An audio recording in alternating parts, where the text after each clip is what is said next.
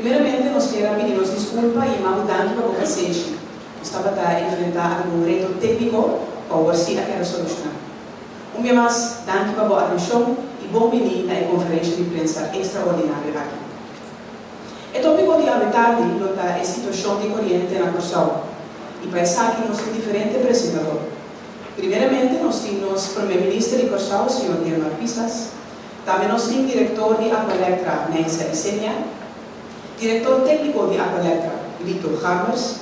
E também nós temos o coordenador nacional de crises, Leslie Ferro. E quero passar a palavra nessa hora para o nosso primeiro-ministro de Corsão, o Sr. Guilherme Pistas. Aqui na lei, a atenção das signos de uma comunicação, vontade, também na imprensa. Esse man praticamente rápido, intenção e assim que eu mesmo intenção. Esse man vou pensar, nós passando bem, nós convencidos com o mundo, nós começar com a tensão entre América e Venezuela. E graças a Deus, no momento que se vai minimizar, depois também nós temos possível tormenta tropical, que estava dando nossa direção, que também na caminho para que não praticamente a dissolver. Mas lamentavelmente nós temos hope pisar.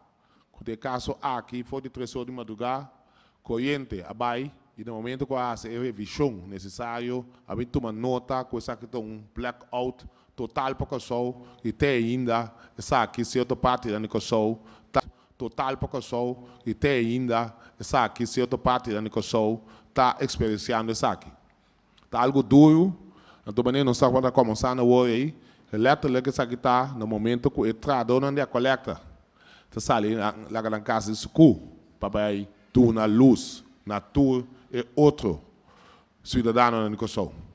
E tem que começar a elogiar e mandar danke para a paciência e perseverança, mas uma síntese não basta rato e mira o qual que não está sendo e sabe que não está nada fácil. Hopibia, aqui rato não está bem e aspecto de hopibia, nós não sabemos que está efeito não está trigger, por o qual que pode tomar nota se e demanda e capacidade, mas está praticamente nivelar, essa é uma cabecinha como está secando, mas está nivelar para assim manter a estabilidade. Depois de 2 intentos a começar a pôr a corrente back, praticamente vou mirar com lier estabilidade. Depois de 2 intentos a começar a pôr a corrente back, praticamente vou mirar com lier e